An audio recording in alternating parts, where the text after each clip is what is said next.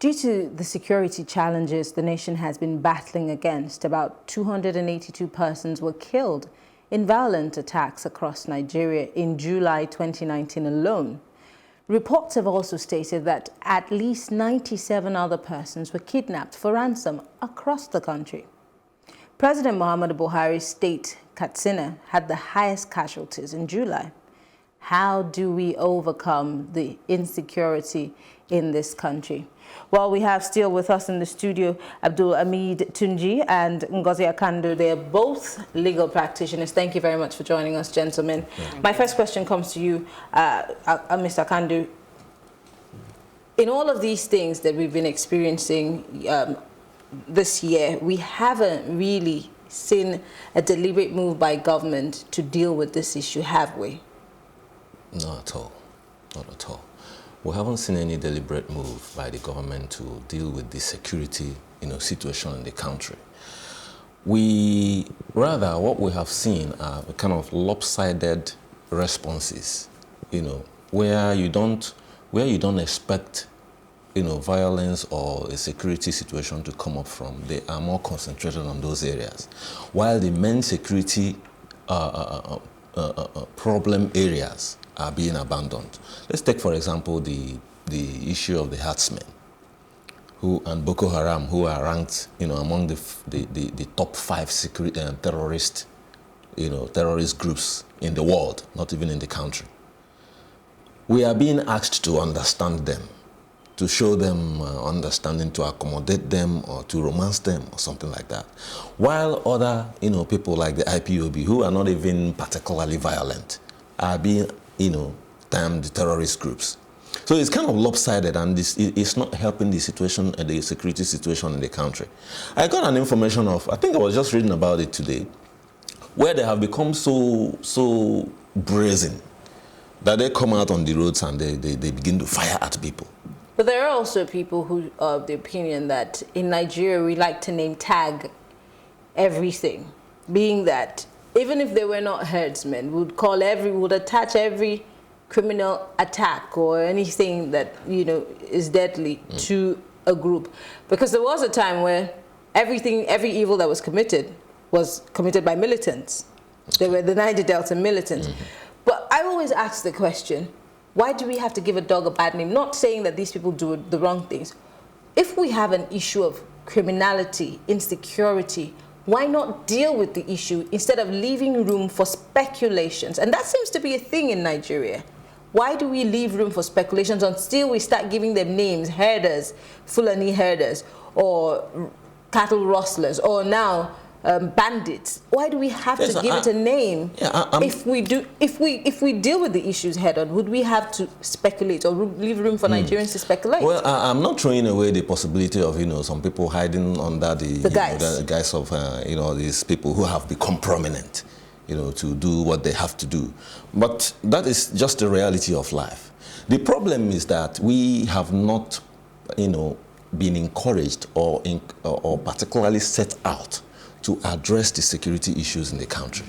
We are so calm, especially the security agencies. I read of a man who was traveling along the road, and some people came out from the bush and started shooting at them. They succeeded in running away from the bandits who were shooting at them. Then they got to a post where they saw military men. And they told the military men, not very far away from where they were running from, say, something serious just happened behind us. The reaction of the military men was like, let's say, blasé. It's a normal thing. Sir, why can't you carry your men and you go and check what are they? Just wave them on. While people kept coming and complaining of the same thing, it was nothing to them.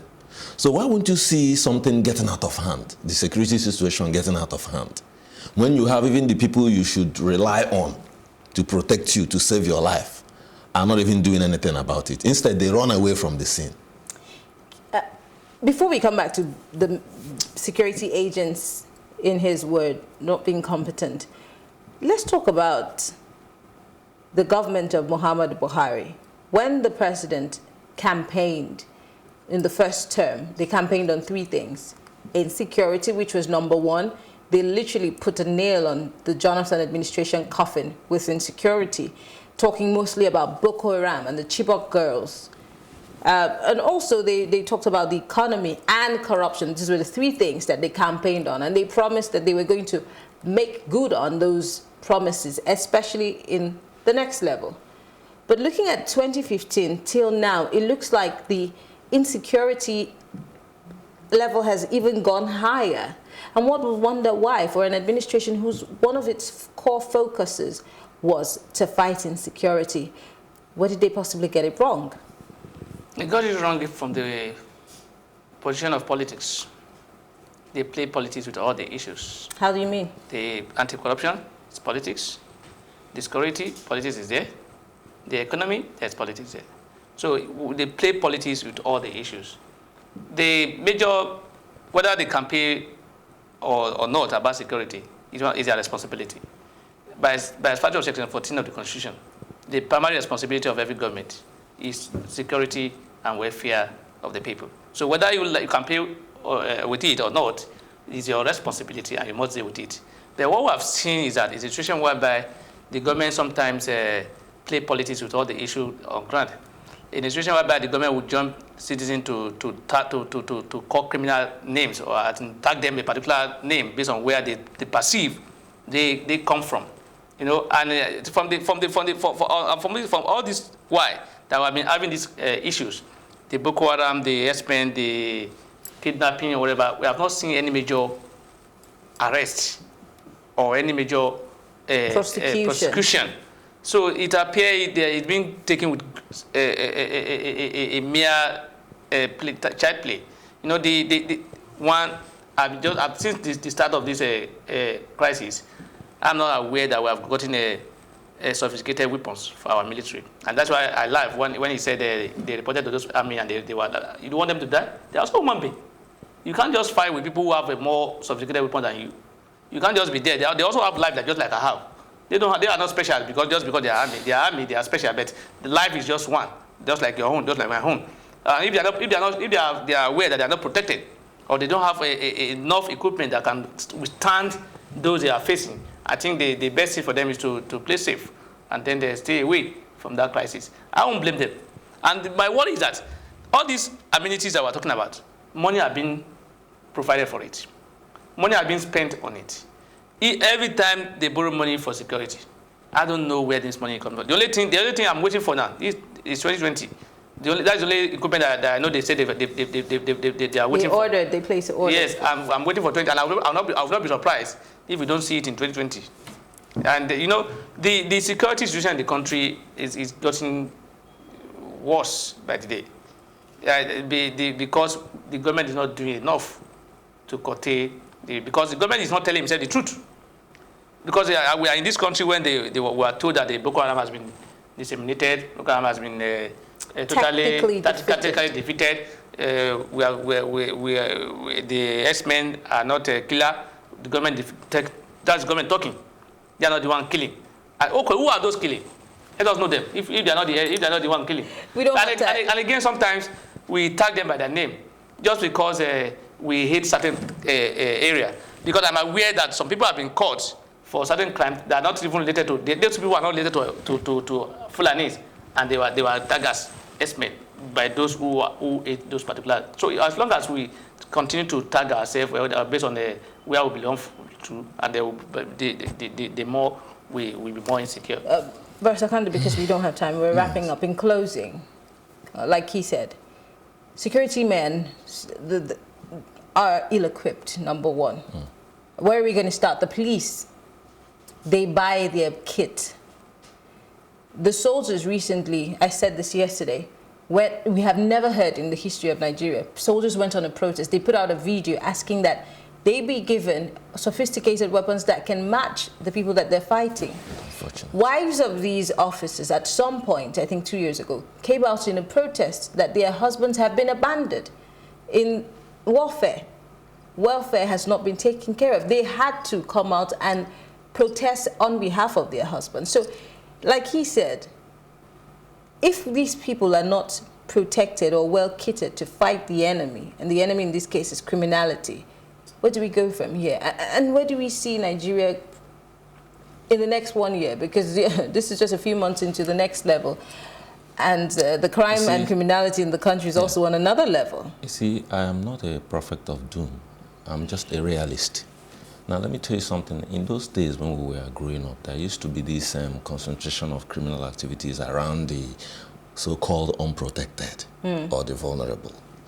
But we began to graduate to a certain level where even the so-called protected, even the so-called elite, are one way or the other being affected. It will keep on climbing.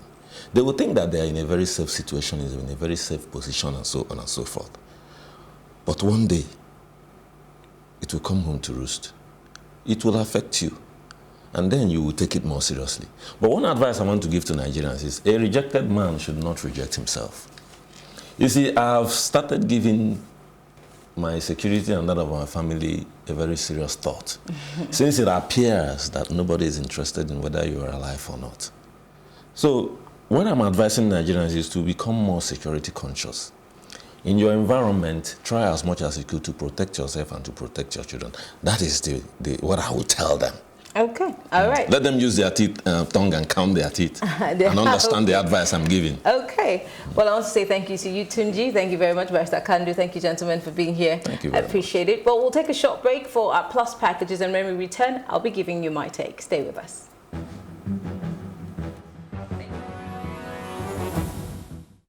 The Kaduna State High Court has granted the embattled leader of the Islamic movement in Nigeria, IMN, Ibrahim El-Zakzaky, and his wife, Zainat, leave to seek medical attention abroad. In his ruling on Monday, Justice Darius Kobo ordered that the IMN leader be accompanied abroad by officials of the Kaduna State government. The presiding judge ruled that El-Zakzaky and his wife should proceed to India for medical treatment. He, however, did not give any time frame as to how long they should stay in India, and no date has been fixed for the defendants to embark on the medical trip. Reacting to the ruling, counsel to the Kaduna State government, Dari Bayero, said the prosecution team would go back and study the judgment to see if there were grounds for appeal. And also, counsel to the IMN, however, clarified the ruling of the court.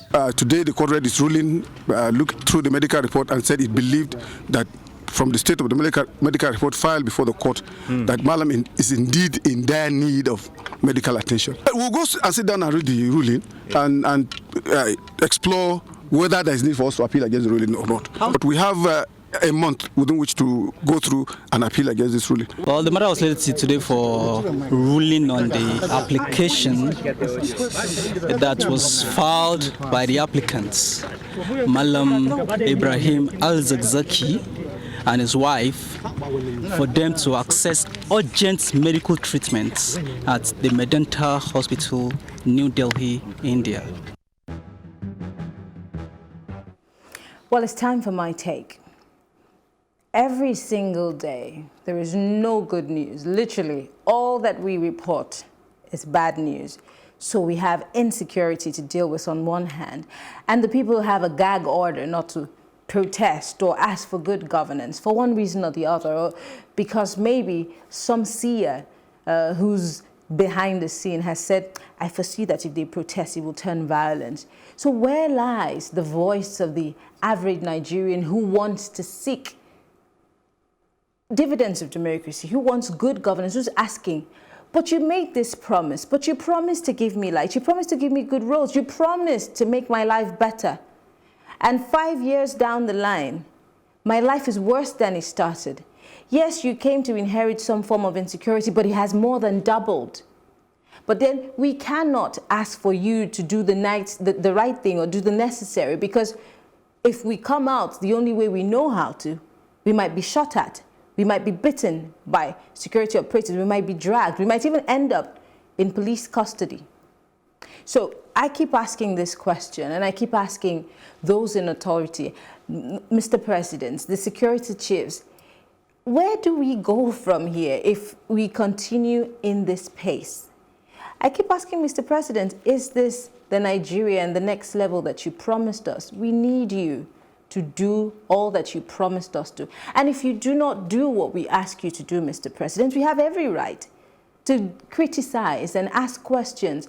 And if you do not give us the forum to be able to speak on these issues. Of course, the only other way we know how to is to hit the streets and protest. But again, the police keep saying, oh, you have to seek a permit. But there is a judgment that says you don't have to seek permits. You only inform them so they can secure you and protect you just in case hoodlums want to hijack the protest, whatever form it takes. And again, the report about the level of killings and kidnappings in Nigeria, too many people have died in just the month of July. Katsina, Mr. President's state, is number 1. Killings and deaths, they're one too many. And we're not even in a war zone. Mr. President, please sit up. I beg of you, security chiefs, stop paying lip service to the issue of insecurity. Let us fight and bring back peace to Nigeria. I am Maryann, and that's been my take.